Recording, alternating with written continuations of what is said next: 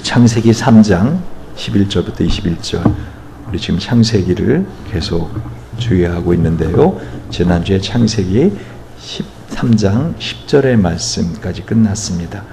그래서 하나님께서 금하신 하나님 나라의 법, 바로 선악을 아는 나무 열매를 먹은 이후에 인간들이 어떤 수치심과 두려움과 고통에 빠지게 되었는가를 보았습니다. 거듭 말씀드리지만 하나님께서 선악을 아는 나무 열매를 먹지 말라 하신 것은 그저 나무 열매를 먹지 말라 한 것이 아니고 선과 악을 아는 것이, 그거를 판단하는 것이 우리 인간에게 가장 고통스러운 일이고, 하나님께서 그 고통을 우리가 갖지 않도록, 그것은 얼마나 큰 고통인가 하면 죽음보다 더한 고통. 그래서 이것은 선악을 아는 자리에 앉는 것이요, 그것은 곧 뭐라 하겠습니까? 하나님 나라의 심판자가 되겠다는 것이죠. 선악을 아는 것, 그것은 바로 하나님 나라의 법을 깨트리는 것. 더 나아가서는 이 선악을 알게 하는 나무의 열매를 아담과 하와가 먹었을 때 그들이 왜 이걸 먹었죠? 하나님과 같이 높아지려고. 다시 말하면 하나님을 그 자리에서 끌어내리는 겁니다.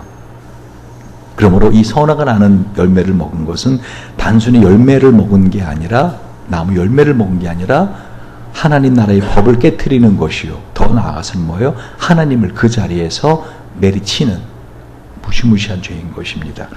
그 죄를 범한 이후에 사람은 어떤 수치심과 두려움에 있어서 이와 같이 하나님의 낯을 피하게 되는 존재가 되었는가. 그 이후에 창세기 3장 11절 말씀부터입니다. 21절까지 한 절씩 교독합니다.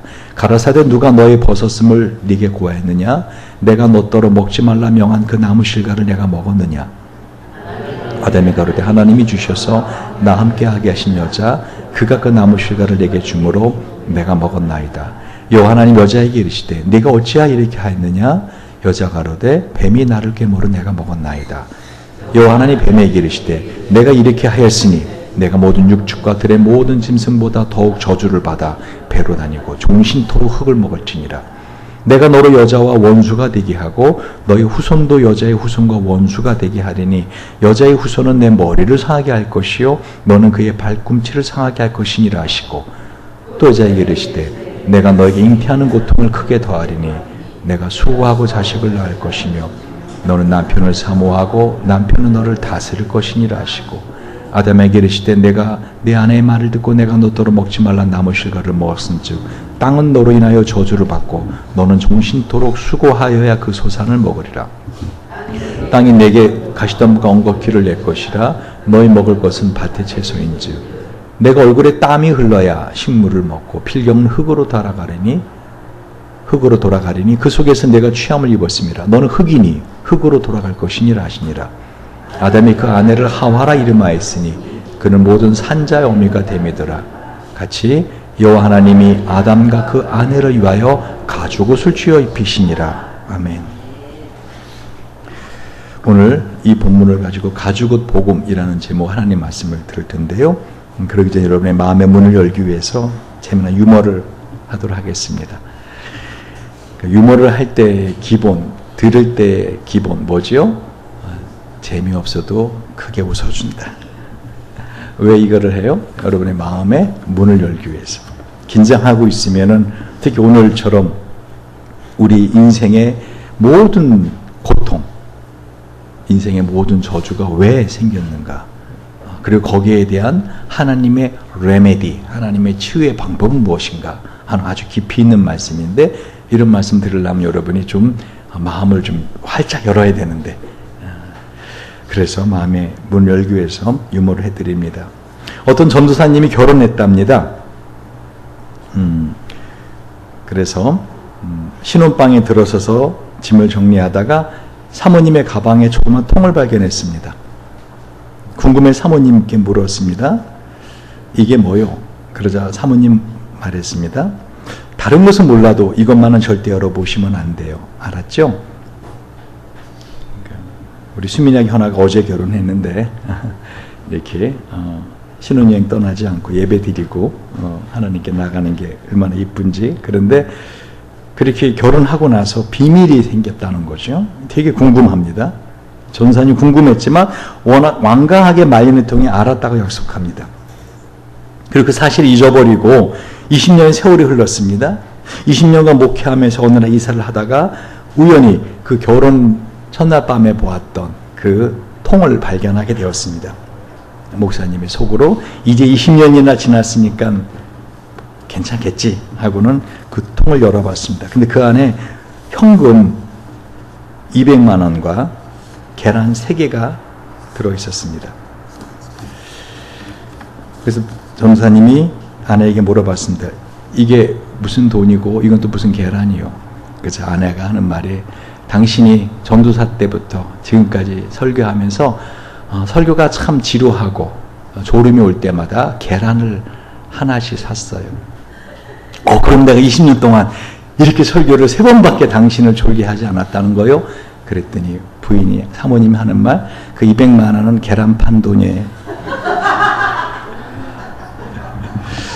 여러분 오늘 설교 들으시면서 졸지 마시고 조시고 난 다음에는 어떻게 해요? 가능하면 계란을 사셔서 모아두시기 바랍니다. 하나만 더 할까요? 오늘 설교가 긴데 큰일 났네. 경제적인 어려움을 겪고 있던 한 목사님이 그 사모님한테 여보 미안하지만 우리 형편이 좀 나아질 때까지 우리 비용을, 가정 비용을 절감합시다. 특히 옷 같은 거 사는 거 이런 거 좀 절감합시다. 근데 사모님이 어느 날 새 옷을 사 입고 기분이 좋아져서 집으로 돌아왔습니다. 그래서 목사님이 그걸 보고 그래 아주 멋있구려. 근데 여보 내가 당신 따로 당분간 옷 같은 거 사지 말자고 우리 긴축 재정을 하자고 하지 않았어. 그러자 사모님이 그러게 말해요. 저도 당신 말씀이 생각나는데 제가 백화점을 딱 들어가는 순간 글쎄 사탄이 저로 하여금 이 옷이 보이도록 끌리지 않아요. 그래서 제가 그 앞에 서는 순간 당신의 그 말이 생각났어요. 그렇지. 내가 뭘 하겠어. 당신 그런 옷을 보고 마음에 끌릴 때마다 뭘 하겠어요. 사탄아 내 뒤로 물러가라 하지 않았어. 그래서 내가 당신 말대로 사탄아 내 뒤로 물러가라 했어요. 그랬더니 글쎄 사탄이 내 뒤로 가더니 저 옷 입으면 뒤태가 더 이쁠 거야. 저 옷 입으면 뒤태가 더 이쁠 거야 하는 그 말에 제가 사고 말았어요. 보세요 여러분, 분명히 이 마귀의 사탄은 살아있어요. 맞지요? 눈은 시퍼렇게 뜨고 살아있어요. 그러니까 우리가 눈에 보이지 않지만 분명히 존재합니다. 이 마귀가 이 첫 번째 사람 아담과 하와로 하여금 범죄하게 함으로 어떻게 해요? 우리로 하여금 인생에 이 고통을 겪게 합니다. 여러분 중에서 나는 정말 이대로 영원히 시간아 멈춰라 하고 살고 싶다 라고 하시는 분이 있다면은 아마 이 시간 적어도 수민이하고 현아 외에는 없을 것 같은데 정말로 너무 행복하다. 인생이 너무 행복하다. 그러나 그 인생 행복한 것도 잠깐 어떻게 해요? 또 인생은 계속 고통과 근심과 염려로 하루하루 살게 됩니다. 근데 여러분 이 모든 고통이 이 첫사람 아담과 하와의 죄로 인해서 나왔는데 오늘 본문의 말씀을 가만히 보십시오. 창세기를 쭉 한번 보십시오. 여러분 제가 성경을 묵상할 때마다 전 성경 전체를 늘 머릿속에서 이렇게 묵상을 하는데 이 말씀이 성경 어디에 있는가? 짝을 이루는 말씀. 근데 이 창세기 말씀이 요한계시록과 짝을 이루는 걸 제가 오늘 여러분과 함께 나누고자 합니다. 무슨 말인가? 여러분 사람이 범죄했습니다. 하나님께서 그렇게 먹지 말라 하는 선악을 알게 나무를 먹었습니다. 근데 하나님은 이 선악을 알게 하는 나무를 먹고 이젠 죽을 수밖에 없게 된 이 아담과 하와 인간에게 하나님은 저주하십니다. 그렇죠? 오늘 하나님의 저주가 여기에 있습니다. 오늘 뱀이 겪어야 된 저주 14절에 뭐라고 되어 있어요? 내가 모든 육축과 들의 모든 짐승보다 더욱 저주를 받아 배로 다니고 종신토록 흙을 먹을지니라. 내가 너를 여자 원수가 되게 하고 너의 후손 여자의 원수가 되게 하리니 여자의 후손은 내 머리를 상하게 할 것이 너는 그의 발꿈치를 상하게 할 것이니라. 그리고 여자에게 이렇게 말씀하십니다. 내가 너에게 잉태하는 고통을 크게 더하리니 내가 수고하고 자식을 낳을 것이며 너는 남편을 사모하고 남편은 너를 다스릴 것이니라. 그리고 남자에게 이런 저주를 하십니다. 내가 네 아내의 말을 듣고 내가 너더러 먹지 말아 나무 실과를 먹었음즉 땅은 너로 인해 저주를 받고 너는 종신토록 수고하여야 그 소산을 먹으리라. 근데 그 종신토록 수고하는데 그 수고하는 그 결과가 뭐예요? 땅이 내게 가시덤불과 엉겅퀴를 낸다는 것이죠. 그러니까 수고한 만큼 얻지 못한다는 거예요. 너의 먹을 것은 밭의 채소인지 내가 얼굴에 땀이 흘러야 식물을 먹고 필경을 흙으로 돌아가리니 그 속에서 내가 취함을 입었으며 너는 흙이니 흙으로 돌아갈 것이니라.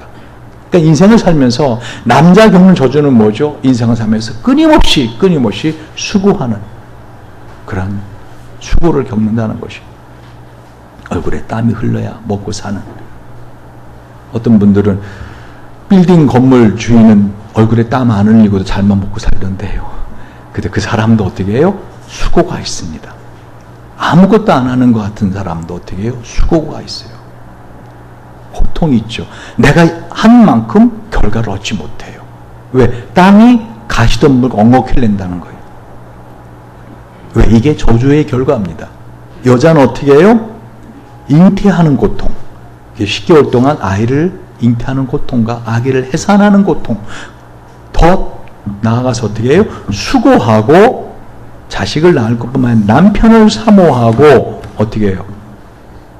오늘 여인들이 겪는 평생의 저주입니다. 너는 남편을 사모하고 남편은 너를 다스릴 것이니라.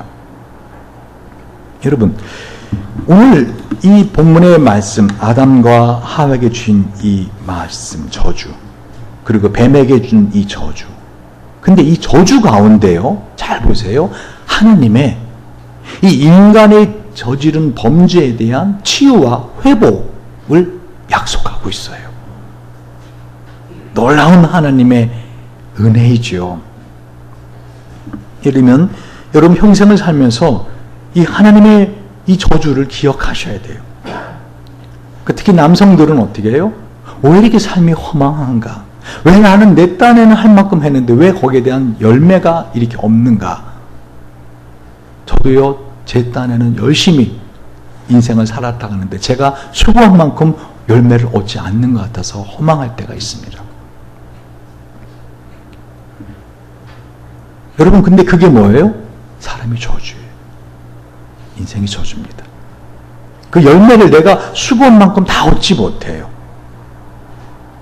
다시 말하면 이 땅이라고 하는 것은 하나님의 축복의 장소인데요. 이 땅이 나에게 가시덤불과 엉겅퀴를 낸다는 거예요.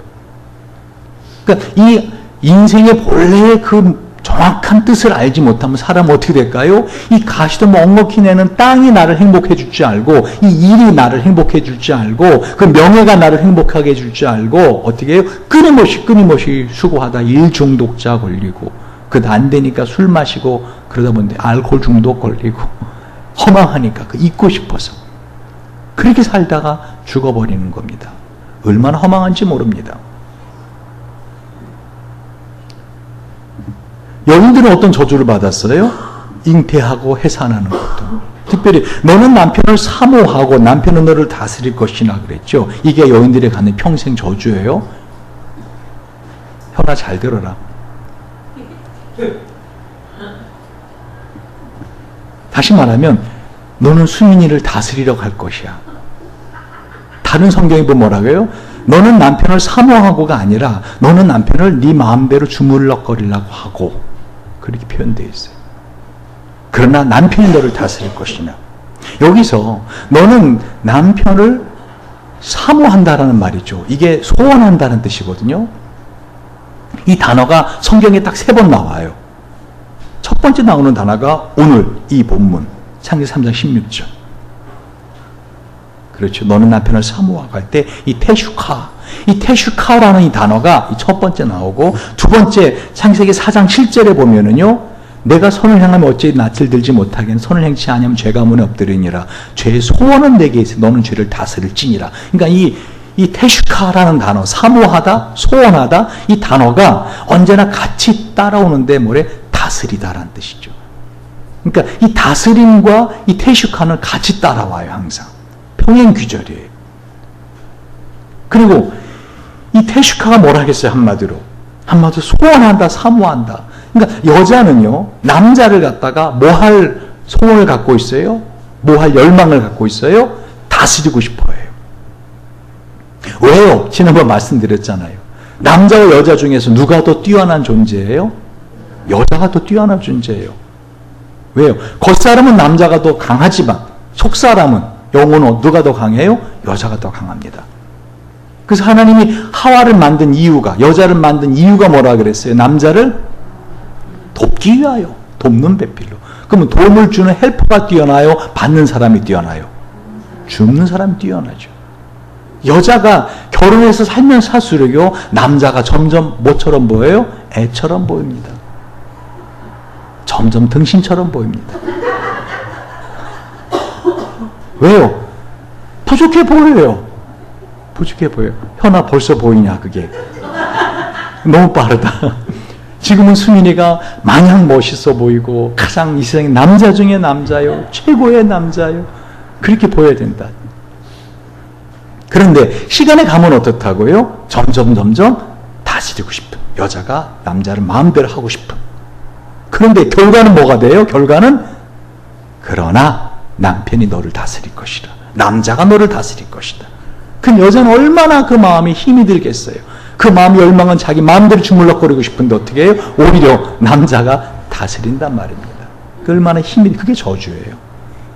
다시 말하면 여자의 평생의 인생의 저주가 뭐예요? 남자를 소유하고 싶어하고 남자를 자기 마음대로 다스리고 싶어하는데 어떻게 해요? 그게 남자 손에 안 들어오더라는 거예요. 저주가 안 되더라는 거죠. 근데 그게 저주입니다. 너무 마음이 힘들어하지 마세요. 그게 저주예요. 인생에 살아가는, 남자에게 주신 저주가 다르고 여자에게 주신 저주가 달라요. 그런데 이 하나님이 이 저주 가운데 하나님 놀라웠게 우리 인간이 죄를 지었는데 그 죄에 대한 대가를, 죄값을 하나님이 대신 치르시고 우리에게 어떻게 해요? 그 죄에 대한 치유와 회복을 약속하고 있더라는 거예요, 오늘. 여러분, 이 창세기를 가만히 보세요. 하나님은요, 알파와 오메가가 되신 하나님이세요. 그러니까 천지를 창조하시면서 벌써 요한계시록 22장 마지막 장을 하나님은 어떻게 해요? 예언하고 계시고 있어요.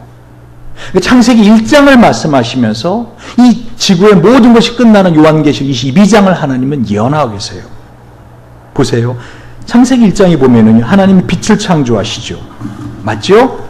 빛을 창조하십니다. 창세기 1장 3절 5절을 보세요.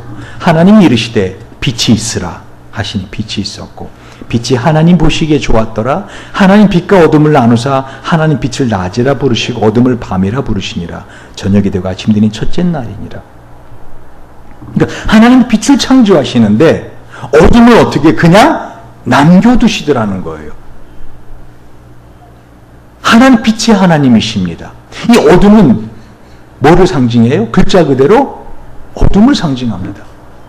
인생에서 우리의 어둠, 악한 영, 그렇죠? 어둠의 세력에 속하는 모든 것을 상징하는데 하나님이 빛을 창조하시면 이 세상의 모든 어둠을 다 없애버리지 아니하시고 빛을 남겨두시더라는 거예요.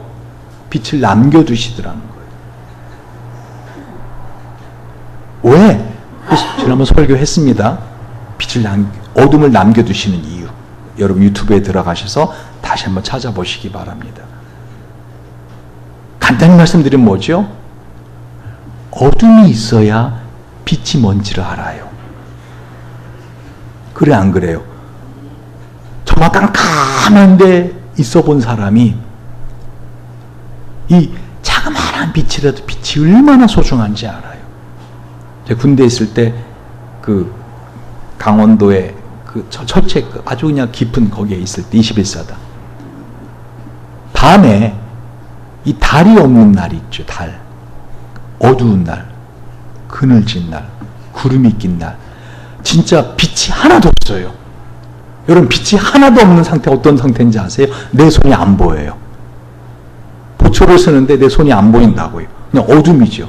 깜깜해요. 이제 코를 베어가도 모를 정도로 그 깜깜한데 숨이 막혀오는 거 아세요? 답답합니다.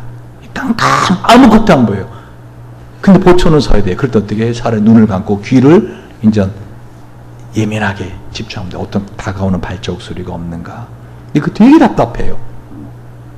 그러다가 새벽에 저 멀리서 동이 터오잖아요. 와, 그때의 그 기쁨, 그때의 그 시원함, 아주 통쾌함, 온 세상이 다 보이기 시작할 때. 다시 말하면 이 빛이 뭔가를 아는 사람은요, 어둠이 뭔가를 경험한 사람이에요.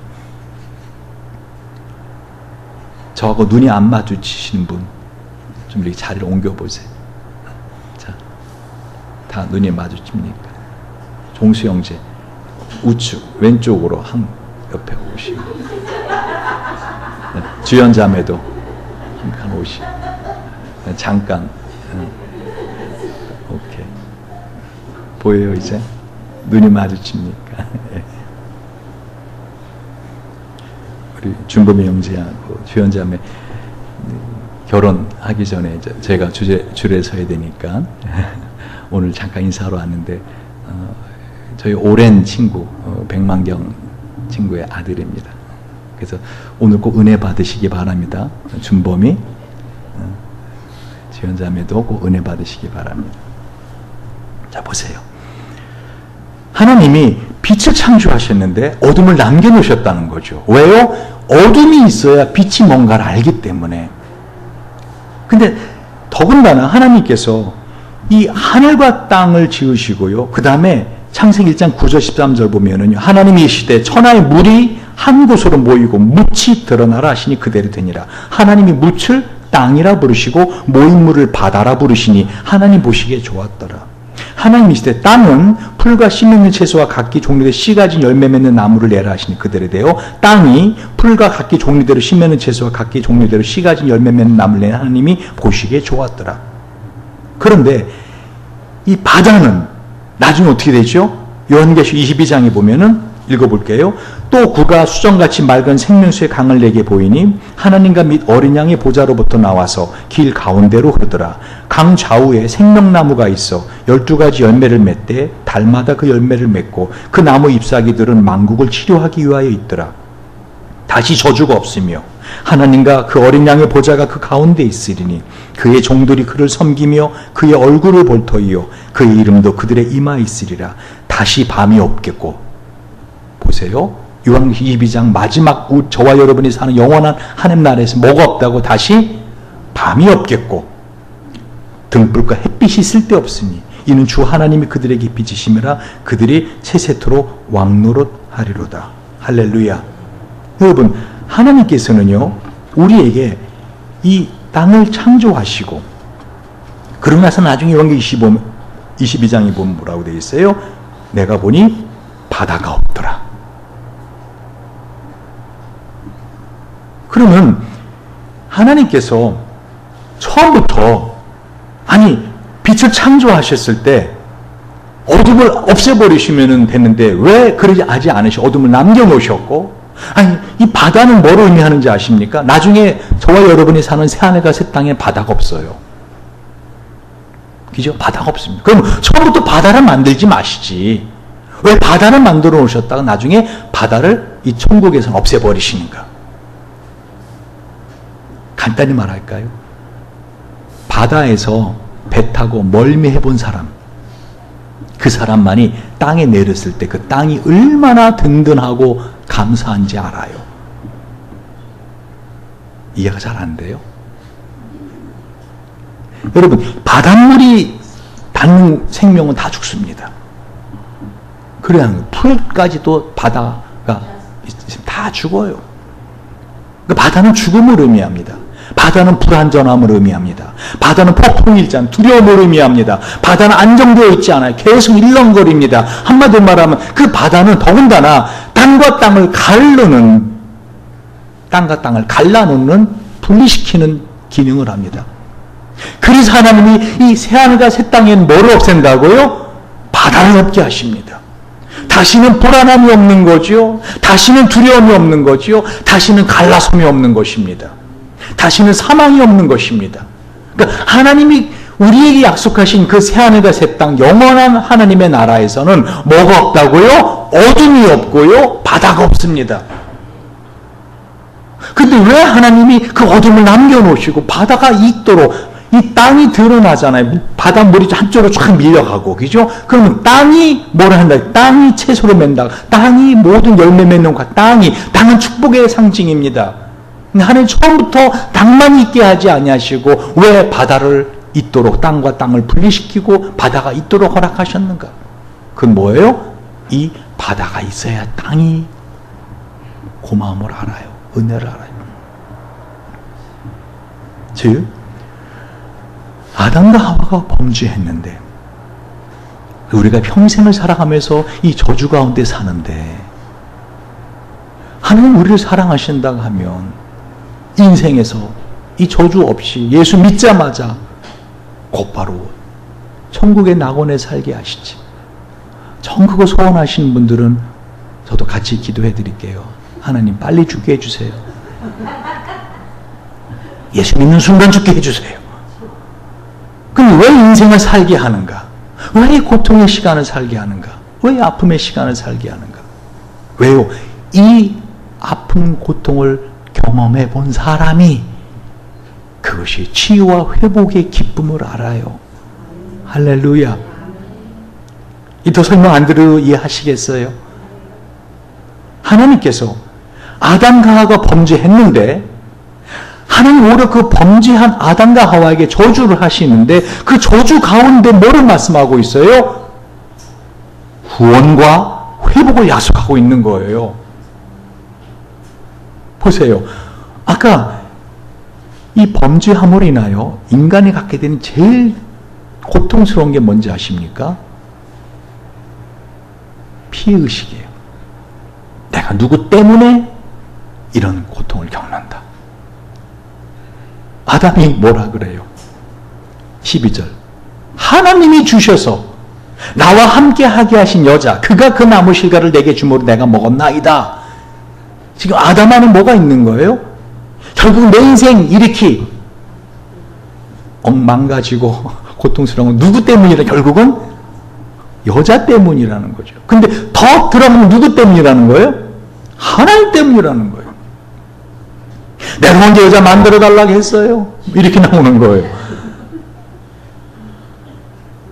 많은 사람들이 그렇게 말합니다. 내 인생 그 인간 만나서 종쳤습니다. 아니에요. 그렇게 말하죠. 눈에 뭐가 씌워가지고. 그게 아니에요.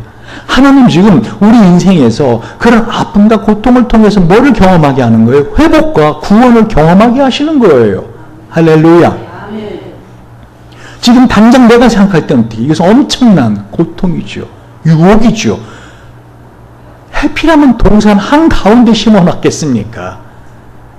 동으로 가도 서로 가도 나무로 가도 북으로 가도 어딜 가도 그 동산 한가운데 있는 선악을 알게 하는 나무는 끊임없이 아담과를 유혹했더라는 거예요. 그러니까 이거를 먹지 않으면 어떻게, 끊임없이 그들의 마음속에 뭐가 있는 거예요? 죄를 범하고 싶은 갈망이 있는 거지요. 하나님은 죄를 조장하지는 않으시지만 어떻게 해요? 죄를 범한 인간들을 향한 구원을 이미 계획해 놓으셨다는 거예요. 잘 들어보세요. 창세기 1장에 하나님 빛이 있으라 하시면 어둠을 남겨놓으셨다고요. 그렇죠? 그리고 바닷물 한쪽으로 물러가고 묻이 드러나라 하시는데 나중엔 요한계시록 22장 마지막 때는 어떻게 이 바다를 없애주시잖아요. 처음부터 바닷물을 없이 하시고 처음부터 어둠을 없이 하지 아니하시고 남겨두셨다가 나중에 없애주시고 온 어둠을 물리치고 온통 빛 가운데 우리를 살게 하신다라는 거예요. 그럼 왜 그 과거에 그 고통이 우리에게 있고 그리고 미래에 이런 하나님의 약속이 있는가? 이미 하나님 창세기 때 이 요한계시록 22장을 약속하고 있어요. 오늘 15절을 보십시오. 3장 15절 시작. 내가 너를 여자와 원수가 되게 하고 너희 후손도 여자의 후손과 원수가 되게 하리니 여자의 후손은 내 머리를 상하게 할 것이며 너는 그의 발꿈치 상하게 할 것이니라 하시고. 네. 이미 하나님이 여자의 후손이 너의 머리를 상하게 할 것이다. 뱀에게, 마귀에게. 요한계시록에 보면은요, 이 옛뱀, 곧 마귀라고 하며 사탄이라는 자가 나옵니다. 영원한 불못에 던져짐을 바랍니다. 근데 어떻게 해서 그게 돼요? 여자의 후손. 이 세상 여자의 후손은 한 사람밖에 없죠. 누구죠? 예수님밖에 없어요. 예수님밖에 없어요. 할렐루야. 할렐루야. 예수님밖에 없어요. 다 남자의 후손입니다. 그러니까 하나님께서는 지금 아담과 하와가 범죄했음에도 불구하고 아담과 하와의 구원을 약속하고 있는 거예요. 예수 그리스도가 오셔서 이 구원을 이뤄줄 것을 약속하고 있는 거예요. 이거를 원복음이라 그래요. 근데 이 하나님의 약속을 아담이 이해합니다. 아담이 알아들어요. 20절을 보세요. 읽어봅시다. 시작. 아담이 그 아내를 하와라 이름하였으니 그는 모든 산자의 어미가 됨이더라. 그러니까 아담이 이 이브 있잖아요. 이브, 여자. 그죠? 이 샤라고 하는 여자의 이름을 바꿔줘요. 뭐로 바꿔줘요? 하와. 지금 어떻게 됐어요? 지금 상황은? 선악을 알겠나 모르면 먹고 지금 어떻게 됐어요? 두 사람 다. 죽게 되었어요. 근데 하와라 이름을 바꿔주는 이유가 뭐예요? 산자의 어미. 다시 말하면 이제 이후로 죽은 자가 아닙니다. 오히려 열매를 먹고 이제 우리가 죽게 되었는데, 아담과 죽게 되었는데, 이제 죽은 자의 어미가 아니라 이름 뭐로 바꿔줘요? 산자의 어미라고 이름 바꿔줘요. 아담이 이해한 거예요. 어떤 거를요? 아, 예수 그리스도가 오실 것이구나. 그러면 내가 죄는 범했지만, 내가 이 선악의 나무 열매를 따면 내가 죄는 범했지만, 이게 죄로 죄값을 나에게 묻지 아니하시고, 그 죄값을 내가 지옥 가지 않고, 하나님의 이 은혜와 구원의 언약 속에 내가 들어가게 되는구나. 그럼 하와는 죽은 자의 어미가 아니라 앞으로 계속 나올 모든 하나님 나라의 백성의 어미, 열국의 어미가 될 것이구나. 그래서 이름을 하와로 바꿔주잖아요. 제가 처음부터 그랬죠. 오늘 설교 좀 어렵다고.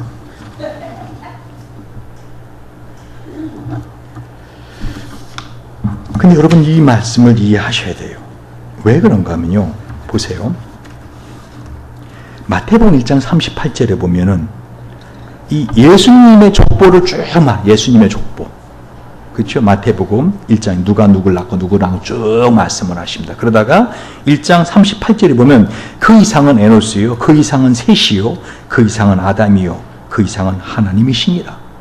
보세요. 아담의 족보를 쭉 올라가는데 마지막에 어떻게? 에노스 알죠? 그죠? 셋 알죠? 셋이 누구예요? 가인과 아벨이 있었는데 가인이 아벨 동생을 쳐 죽이잖아요. 그래서 하나님 어떻게? 에노스를 주시잖아요. 그래 안 그래요? 그러니까 예수님의 족보, 구원의 족보는 누구는 안 들어가? 가인은 안 들어가요. 누가 들어가요? 거기에 셋이 들어가잖아요. 어려우면 어떻게? 세 번째 가인, 아벨 세 번째 낳은 아들이 이름이 뭐라고요? 셋. 근데 그 이상이 누구래? 아담이요. 그 이상은 하나님이시니라.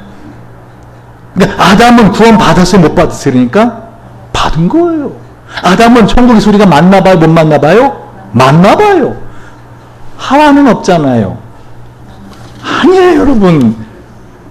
왜요? 성경은요, 이 여자는 남자에게 속해 있어요. 원래 하와는 아담 아니었어요? 두 사람이 한 몸 아니었어요? 그래 안 그래요? 그러니까 성경에 그 이름이 없어도 아담이 구원받았으면 하와는 어떻게 당연히 구원받는 거예요. 할렐루야. 그러니까 예수님 안에 이 교회는 속해 있다고요. 그러니까 예수님이 우리 안에 들어오시면 어떻게 해요? 우리는 당연히 구원받는 거예요. 여러분 오늘 이 말씀이 왜 중요한가 하면요, 저와 여러분 인생을 사시면서 여러분이 원하든 또는 원하지 않던 죄를 짓고 그 죄로 인한 죄책감으로 고통받을 수 있고, 또한 그 죄로 인한 책임을 마귀는 끊임없이 우리 마음에 물으라고 우리를 끊임없이 압박해 들어올 수 있어요. 그리고 그 죄의 결과 우리가 하게 되는 고통이 뭐라 하겠어요? 피해의식. 내가 누구 때문에 이런 일을 당해? 내가 누구만 아니었으면. 여자한테 물어보고 너는 왜 이러니까 뱀이 나를 깨면 내가 먹었나이다. 다 피해의식에 사로잡혀 있어요. 다 자기 잘못 없어요. 따라해보세요. 다 내 탓입니다. 다 내 탓이에요. 근데 하나님이, 예수님이 어떻게 해? 그 나의 죄를 대신, 아무 죄가 없인 예수님이 십자가에 죽으심으로 죄값을 대신 치러주셨다는 것이에요. 할렐루야. 이게 복음이고 이게 언약입니다. 어느 왕이 감옥에 들어가 있는 죄수들을 방문했답니다. 죄수들이 하나같이 왕이시여 나는 억울합니다. 내가 사실 여기 있어야 될 이유가 없습니다. 하고 자식들이 무지함을 막 증명을 해댔어요. 근데 그 중에 한 사람은 조용히 있더래요. 자네는 왜 여기서 안 나가고 싶은가? 그랬더니 이 사람 아니면 나는 죄인입니다. 마땅히 이곳에 있어야 될 사람입니다. 그래서 왕이 여기 이 사람을 당장 석방시켜라 그랬대요. 왜요? 여기 다 죄가 없는 사람들만 있는데 여기 죄인이 있으니 죄 없는 사람들이 오염될 거 아니냐. 그래갖고 그 사람만 뽑아서 석방시켜줬대. 이게 복음의 원리예요. 세상 사람들 왜 주일날 예배 안 드리는지 알아요? 왜 예수 안 믿는지 알아요? 내가 예배 드릴 이유가 없다는 거예요. 내가 굳이 하나님 믿을 이유가 없다는 거지요. 나는 죄인이 아니라는 거예요. 눈에 보이지 않는 이 감옥에 살다가 아까 말했잖아요. 그 아담이 갖고 있는 저주, 하와 갖고 있는 저주, 평생 저주받아 살아요. 근데 영원한 지옥으로 갑니다. 영원한 저주 가운데로 마귀와 함께 들어가요. 그래 안 그래요? 그럼 우리는 어떤 사람들이에요? 하나님 나는 죄인입니다. 예수님의 십자가의 피가 난 필요한 사람입니다. 나 용서해 주세요. 그래서 와서 예배를 드리잖아요. 여러분 오늘 이 본문은요, 하나님이 저와 여러분에게 주시는 놀라운 복음의 비밀이 숨겨져 있는 말씀입니다. 거듭 말씀드립니다. 하나님은 이 세상에 빛을 창조하시면서 어둠을 남겨놓으셨어요. 저와 여러분 인생에는요, 이 어둠의 시간들이 있을 수가 있어요. 터널같이 언제 이 어둠이 끝날라나, 언제 이 고통의 시간이 끝날라나, 언제 이 답답함의 시간이 끝날라나, 하나님 언제 나의 기도를 들어주실라나, 언제 이 두렵고 언제 이 불안한 시간이 끝날라나 하고 지나가는 시간이 있을 수 있어요. 여전히 바다가 내 안에 존재할 수 있어요. 불안하고 두렵고 나로 고통스럽게 하고, 특별히 나중에 노아의 홍수 때 보면은요, 하나님이 이 세상을 뭐로 심판하시죠? 바다로, 물로 다 심판해 버리십니다. 근데 저 하나님 나라에는 뭐가 없어요? 어둠이 없고요. 뭐가 없어요? 바다가 없어요. 땅만 있습니다. 할렐루야. 그리고 그곳에서 우리가 어떻게 살아요? 왕으로 살아갑니다. 할렐루야. 할렐루야. 저희 여러분이 다스릴 천사들이 있어요. 저희 여러분은 그 하나님 나라에서 어떻게 해요? 천사들 다스리며 수천 명이 아니에요. 한 나라잖아요. 적어도 한 나라가 있으려면 어떻게 돼요, 여러분? 적어도 저 같은 경우는 2억 명 이상의 천사를 하나님께 요구하고 있는 거 아십니까? 근데 그 천사 그냥 주어지지 않아요. 어떻게 해요? 여러분이 한 수고와 여러분이 그 믿음으로 살아가는 신앙의 하루하루 중에서 지극히 적은 것에 충성된 자에게 어떻게 해요? 큰 것으로 하나님의 나라를 맡기십니다. 할렐루야. 근데 이 인생을 살아가는 동안 어떻다고요? 어둠과 바다가 있을 수 있다고요. 근데 요한계시록 22장에 보니까 어떻게 해요? 이 생명수의 강에 생명나무가 있잖아요. 지금 뭔가 오버랩돼 있지 않아요? 다시 말하면 하나님 천지를 창조하셨을 때와 그리고 바다를 없고 어둠이 없는 그때와 계속 하나님은 매칭을 시켜나가고 있어요. 특별히 베드로후서 1장 1절에서 9절 한번 같이 볼까요? 제가 오늘 찾아볼 말씀이 많아서 사실 여러분 이거를 좀 프린트해서 이렇게 나눠준다고 했는데, 자 한번 봅시다. 베드로후서 1장 1절에서 9절. 예수 그리스도의 종과 사도인 시몬 베드로는 우리 하나님과 구주 예수 그리스도의 의를 힘입어 동일하게 보배로운 믿음을 우리와 같이 받은 자들에게 편지하노니 하나님과 우리 주 예수를 알므로 은혜와 평강이 너에게 더욱 많을지어다. 그의 신기한 능력으로 생명과 경건에 속한 모든 것을 우리에게 주셨으니 이는 자기 영광과 덕으로서 우리를 부르신 자를 알므로 말미암으니라. 이로써 그 보배롭고 지극히 큰 약속을 우리에게 주사 이 약속으로 말미암아 너희를 정욕을 인하여 세상에서 썩어질 것을 피하여 신의 성품에 참여하는 자가 되게 하려 하셨으니 이러면 너희가 더욱 힘써 너희 믿음의 덕을 덕의 지식을 지식의 절제를 절제의 인내를 인내의 경건을 경건의 형제 우애를 형제 우애의 사랑을 공급하라. 이런 것이 너희에게서 흡족한즉 너희로 우리 주 예수 그리스도를 알기에 게으르지 않고 열매 없는 자가 되지 않게 하려니와 이런 것이 없는 자는 소경이라 원시하지 못하고 그 옛죄를 깨끗게 하심을 잊었느니라. 다시 말하면요, 저와 여러분 인생을 살아가면서 여러분의 삶에 이런 성령 아름다운 열매들이 열리지 않는 이유가 뭐느냐? 뭔가? 왜 이런 열매가 없는가? 이유가 뭐라는 거예요? 한마디로 우리가 이 복음을 모르기 때문이라는 거예요.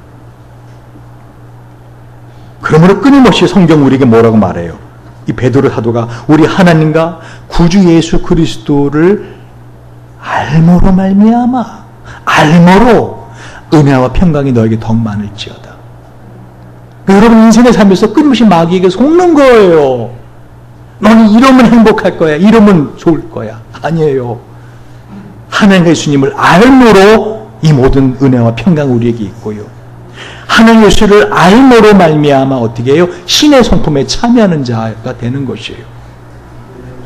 다시 말하면 이 나뭇가지가 그냥 나무에 붙어만 있으면 뿌리에서 진액이 올라서 열매를 맺게 해주는 것처럼 이 나뭇가지가 열매를 맺으려고 노력을 하지 않아도 그냥 나뭇가지가 나무에 붙어만 있으면 뿌리가 해서 진액이 올라 열매를 맺는 것처럼 우리는 어떻게 되는 거예요? 예수를 아는데, 예수를 믿는데, 하나님을 알고 믿는데 전심전력해야 된다는 거예요. 이것이 바로 너는 포도나무 가지고 나는 가지니, 그죠? 여러분이 예수 그리스도 안에 있으면 열매를 저절로 맺을 수 있더라 하는 거예요. 근데 왜 이런 것이 없다? 이런 것이 없는 자는 소경이라. 영적으로 소경이라는 거예요. 원시치 못하고 멀리 보지 못해요.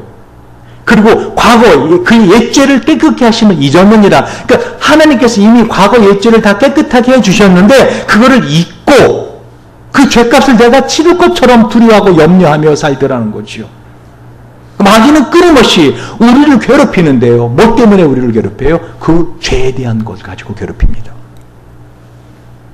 제가 어제 저녁에 이거를 신고할까 말까 고민하다가 결국 경찰을 불렀는데 제 차 뒤를 누가 이렇게 긁었어요. 보니까 약간 의도적으로 긁은 것 같기도 하고 깊게 이렇게 긁었습니다. 보니까 마침 CCTV가 저기 앞에 있어요. 그 골목에. 그래서 이제 경찰을 부르고 이제 제가 그 뭐라 합니까? 사건 의뢰를 했습니다. 근데 사건 의뢰서에 마지막에 반드시 써야 되는 문구가 있더라고요. 뭐냐면 그러므로 이 가해자를 수색해서 찾아내요. 어떻게 해요? 처벌을 요구합니다. 내가 처벌까지는 내가 단지 이렇게 못된 짓을 하는 우리 밑에 집 사람도 똑같은 일을 당했거든요. 얼마 전에. 그래서 그분은 차가 너무 오래된 차니까 그 문 가는 것보다는 새 차 사는 게 낫다 그래갖고 중고차 새 차 사셨어요. 아주 차 문 깊게 그분은 아주 그냥 이 못으로 막 푹푹 긁어놨더래 옆에를. 두 문짝 다 하고 앞에 바디 뒷바디 다 앞에서부터 뒤에까지 쫙 긁어나갔다. 한 번도 쫙. 어쨌든 근데 제가 그걸 통해서 뭘 하게 된지 아세요? 어젯밤에 야 예수를 믿는다는 건 어마어마한 거구나. 왜요? 그 사람이 오늘 아침에 전화가 왔어요. 형사한테서. 그래서 이렇게 지금 수색하고 있다고. 그래서 그 CCTV뿐만 아니라 다른 자동차들 개인 다 지금 그 근처에 있는 집에 있는 멀리 있는 것까지 다 CCTV를 지금 다 검색하고 있으니 곧 찾아낼 겁니다. 참 우리가 무서운 세상에 사는구나. 그런데 놀라운 사실은 어떻게 해요? 예수를 믿는다는 거. 그건 뭐죠? 그 죄값을 대신 치러준다는 거예요. 쉽게 말하면 카메라를 딱 봤더니 어떻게 해요? 누가 쫙 긁은 게 보여. 근데 그 사람이 아니야. 이해가세요? 이 말 무슨 말인지? 내가 만약에 누굴 걸 긁었다 합시다. 근데 형상을 딱 봤어. 그때는 다른 사람이야. 보니까 예수야. 그래갖고 그 예수를 어떻게 해요? 죄값을 물어야지. 너 했으니까 죄값 물어야지. 그래서 어떻게 된 거예요? 사형. 여러분, 아무리 무서운 죄도요, 사형당하면 다 죄값 치르는 거 아십니까? 그래 안 그래요? 그래 안 그래요? 저와 여러분이 인생을 살면서 정말 사람들 앞에 드러나면 얼마나 그게 나를 두렵게 할까. 그래서 예수가 십자가에서 어떻게 된 거예요? 벌거벗고 죽으신 거예요. 왜? 아담과 하와가 그 선악을 알게 나무를 먹고 나서 첫 번째 나타난 그 부끄러운 뭐였죠? 벌거벗었음을 부끄러워했잖아요. 그래 안 그래요? 그래서 그들이 무화과나무 잎을 먹어서 그들의 수치를 가리지 않습니까? 왜 예수가 벌거벗고 십자가에서 죽으셨어요? 화가들이나 예술가들은 그게 너무 흉측하니까 거기 천을 갖다 댑니다. 하체에다. 그럼 원래 사형당하는 사형수에게는 뭐를 줬어요? 로마 병사가 부끄러움, 수치를 줬어요. 일부러 그 옷을 다 발가벗겼다고요. 예수님도 겉옷, 아바라는 겉옷 벗겼지요. 그렇죠? 처면 주홍옷을 입힙니다. 네가 왕이라며 하고 벗겨버립니다. 속옷, 튜닉이라고 하는 그 이스라엘 사람들이 입는 튜닉, 로마 병사 어떻게 하죠? 제비 뽑아서 나눠 갔습니다. 그럼 어떻게 속옷을 입지 않아요? 이스라엘 사람들 속옷 입지 않아요. 더우니까. 더구나 입어서도 어떻게 벗겨버려요. 왜 예수가, 왜 하나님이신 그분이 인간들 앞에 그 홀딱 빨가벗김을 당했는가? 바로 저와 여러분이 지금 죄가 드러나면 그렇게 부끄러움을 당할 것이기에 예수님이 대신 그 부끄러움을 감당하셨다는 겁니다. 할렐루야. 할렐루야. 저는 어저께 그래서 만약에 그 사람이 발견되면 얼마나 그 사람 그냥 넘어간 줄 알았더니 딱 걸렸네. 그럴 거 아닙니까? 근데 저와 여러분이 그와 같은 죄를 범했을 때 형사가 딱 봤더니 뭐예요? 이건 누구야? 봤더니 예수라는 거예요. 여러분, 예수 믿는다는 것은요 어마어마한 겁니다. 근데 이 사실을 알지 못하는 영적인 소경들이 결국은 어떻게 되는 거예요? 항상 두려움 가운데 살게 되고 이런 성령 열매를 맺지 못하고, 그래서 베드로사는 끊임없이 그걸 반복하고 있는 것입니다. 이 신기한 능력으로 생명과 경건에 속한 모든 것을 우리에게 주셨으니, 그러니까 저와 여러분 인생을 살아가면서 경건하게 되어가는 것, 그것조차도 뭐예요? 내가 어떻게 하는 것이 아니라 예수를 알므로, 이는 자기의 영광과 덕으로서 우리를 부르신 자를 알므로 말미암이니라. 이로써 그 보배를 꽂히 극히 큰 약속을 우리에게 주사 이 약속으로 말미암아 너희로 정욕을 인하여 세상에 썩어질 것을 피하여 신의 성품에 참여하는 자가 되게 하려 하셨으니. 티모시 레인이라고 하는 분이 있어요. 그 티모시 레인과 폴 트립이라는 분이 사람은 어떻게 변화되는가라는 책에서 이런 말을 합니다. 왜 그토록 많은 그리스도인들이 게으르고 열매 없는 자들이 되었을까? 베드로는 9절에서 그에 대해 명확히 진단하고 있다. 즉 그들은 소경이기에 멀리 보지 못하고 자신들의 옛 죄가 깨끗하게 되었음을 잊었다는 것이다. 요컨대 그들은 복음의 능력과 소망에 대해 소경이 되었다. 그렇다면 이 말의 진정한 의미는 무엇인가? 예수 그리스도의 복음은 하고 거기 그림 도표가 나와 있는데, 과거의 그때 용서받은 거죠. 그리고 지금 여기, 그리고 미래의 그때 소망의 구조로 이루고 있는데, 과연 내가 믿고 그리스도를 고백함으로 내 죄가 용서받았다고 하는 과거의 그때는 믿고, 미래에 죄와 갈등이 없는 곳에서 주님과 함께 영원히 살게 되는 약속은 잘 자리하고 있고, 교회는 이 두 복음, 그때, 과거의 그때와 미래의 그때에 대해서는 잘 설명해주고 있지만, 그러나 예수 그리스도의 속죄 사역은 지금 여기 here and now, 지금 살아가는 여기의 유익에 대해서는 설명이 미흡됐거나 잘못 이해되어 온 경향이 있다. 바로 지금 여기에서 우리 대부분이 복음에 대한 무지를 경험한다. 우리의 시력은 우리를 재촉하는 급한 일들과 더 일찍 성공하자 하는 조급성, 물질에 대한 중독적인 탐닉, 자기 자신의 문제를 인정하지 않는 저항심 등에 의해 시력 상실로 어두워져 간다. 그들은 자신의 삶의 이야기가 하나님의 큰 이야기 속에서 재현되고 있다는 사실을 이해해야만 한다. 그래야만 복음의 정신을 가지고 하루하루 살아가는 법을 배울 수 있다. 무슨 말이죠? 저와 여러분의 인생을 살아가는 데 있어서요, 모든 되어지는 사건들이 있지요.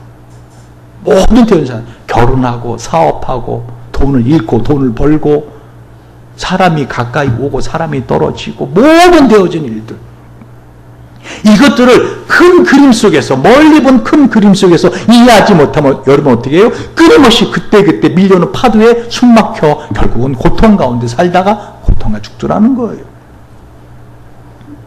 제가 요즘 가끔 시간이 되면 보는 유일한 드라마가 하나 있어요. 명불허전. 혹시 보신 분 계십니까? 제가 요즘 한참 못 봤거든요. 한동안. 어떻게 되는지 모르겠어요. 간단히 말씀드리면은요. 그 명불허전에 보면 그 허준이라는 의원이 살던 시대에 허임이라고 하는 우리나라에 실제 존재하던 아주 뛰어난 이 침을 잘 놓는 그 의원이 삽니다. 근데 그 허임이라는 의원이 어느 날 그 침통을 받게 되는데 그 침통이 희한한 거예요. 조선시대에서 예를 들면 이 사람이 그 다리에 떨어져 죽습니다. 근데 눈을 떠보니까 어떻게 해요? 이 현대 시대에 옮겨와요.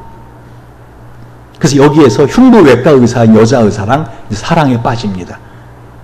근데 처음에 여자 의사는 어떤 그지 같은 사람이 막 상투 틀고 덮어 입고 조선에서 곧바로 왔으니까. 그리고 자기한테 막 남친이라고 그러고 막. 왜? 이 사람 남친은 단어를 뜻을 몰라요. 그러니까 그 아는 사람이란 뜻인지 알고 남친아 저 여자의 남친입니다 막 이렇게 하고 여자 의사가 미친 사람이야 막 이러면서 멀리 하다가 그런데 여기서 또 죽잖아요. 예를 들면 막 이 조폭들하고 싸우다가 조폭이 불 끄는 거 뭐죠? 그 소화기 그 쇠통으로 머리를 칩니다. 그 죽습니다. 죽으니까 어떻게 해요? 눈 떠보니 소선해줄을 떠요. 왔다 갔다 해요. 저는 그 드라마를 보면서요. 야 큰일 났다. 저 어떡하냐. 할 때 제 마음속에 나오는 하나의 단어가 있어요. 빨리 죽어. 빨리 죽어. 죽으면 어디에? 그 순간을 탁 피해가지고 없어져요 그냥. 그러더니 한 번은 일본 왜군들이 어떻게 해요? 칼로 이 사람을 팍 찌릅니다. 으악! 제 마음속에는 어떻게 해요? 이제 이쪽으로 오겠구나. 잘 죽었어. 무슨 말인지 아세요? 저 여러분의 인생의 큰 그림을 보시란 말이에요. 하나님께서 창세기 3장에 이 아담과 하와, 다시 말하면 선악을 알게 하는 열매를 먹은 이 범죄한 인간들에게 저주하시면서까지도 그 저주의 말씀 속에 구원을 약속하고 있다는 거예요. 할렐루야. 좋으신 하나님. 참 좋으신 하나님. 이거를 히브리서 기자가 깨달은 거예요. 히브리서 기자는 그래서 9장 11절 22절 이렇게 말합니다. 그리스도께서 장래 좋은 일의 대제사장으로 오사 손으로 짓지 아니한 곧 이 창조에 속하지 아니한 더 크고 온전한 장막으로 말미암아 염소와 송아지의 피로 아니하고 오직 자기 피로 영원한 속죄를 이루사 단번에 성소에 들어가셨느니라. 염소와 황소의 피와 및 암송아지의 죄로 부정한 자에게 뿌려 그 육체를 정결케 하여 거룩게 하거든 하물며 영원하신 성령으로 말미암아 흠없는 자기를 하나님께 드린 그리스도의 피가 어찌 너 양심으로 죽은 행실에서 깨끗하게 하고 살아계신 하나님을 섬기게 못하겠느뇨? 할렐루야. 여러분 이 언약이라는 말은요 히브리어로 메리트예요. 잘라내다. 다시 목숨을 건 피의 언약입니다. 헬라어로는요 디아데케예요. 언약은 유언이란 뜻이에요. 말씀을 정리합니다. 여러분 하나님은 이 범죄한 아담과 하와에게조차 이 언약을 주시고 있어요. 할렐루야. 히브리어로 메리트, 헬라로 뭐예요? 디아데케라고 하는 이 언약을 주세요. 이 언약은 우리에게 지금도 유효하다는 거예요. 아담과 하와에게조차도 이 언약의 유효성에 적용되었는데 하물며 지금 예수 그리스도의 피로 성령으로 거듭난 우리에게는 어떻게 이 언약은 확증됐다는 겁니다. 왜요? 이 언약은 거듭 말하지만 메리트, 목숨을 건 피의 언약이고요. 디아데케, 유언이라고요. 이 유언이라는 것은요. 그 유언한 사람이 죽어야 효과가 있는 거예요. 예수가 2000년에 죽은 거 아십니까? 할렐루야. 죽고 이 언약은 성취되었어요. 왜? 부활하심으로. 이제 그 성령 우리가 가운데 계시잖아요. 그래서 성경 그걸 끊임없이 말하는 거예요. 유언은 유언한 자가 죽어야 되나니 유언은 그 사람이 죽은 후에야 견고한즉 유언한 자가 살았을 때는 언제든 효력이 없느니라. 이러므로 첫 언약도 피 없이 세운 것이 아니니, 다시 말하면 피 흘림이 없은즉 죄사함이 없는데요. 저와 여러분 인생을 살아가면서 어떤 상황을 만나든지, 아까 말씀드렸죠. 명불허전에 나오는 그런 정말 죽을 것 같은 상황, 어떡하니 이제 끝났다, 사방을 둘러보니 도울 자가 없구나, 내 인생 여기서 끝나는구나. 여러분 스스로 종치지 마세요. 인생은 끝나기 전까지는 끝장난 게 아닙니다. 하나님이 그 생명을 걷어가 주시기 전까지는 어떻게 해요? 저와 여러분의 인생은 어떻게 해요? 영원한 하나님 나라에 소망을 두고 사시기 바랍니다. 그 하나님 우리가 함께 하신다는 거예요. 그리고 그 언약으로 저와 여러분 어떻게 하고 계신 거예요? 지켜주신다는 거예요. 언약으로. 왜? 이 언약은 그 언약하신 당사자가 죽으면 효과가 되는데 십자가 죽으셨잖아요. 그리고 그 언약으로 저와 여러분 어떻게 해요? 구원을 확증해 주셨어요. 할렐루야. 할렐루야. 그러므로 담대하게 지금 상황이 whatever 어떻게 벌어지든지 어떤 일이 있든지 담대하게 하나님의 구원하심을 믿고 하나님의 이 언약을 믿고 따라해보세요. 내 인생에 그게 내 인생에 가장 행복한 날은 아직 오지 않았다. 아멘.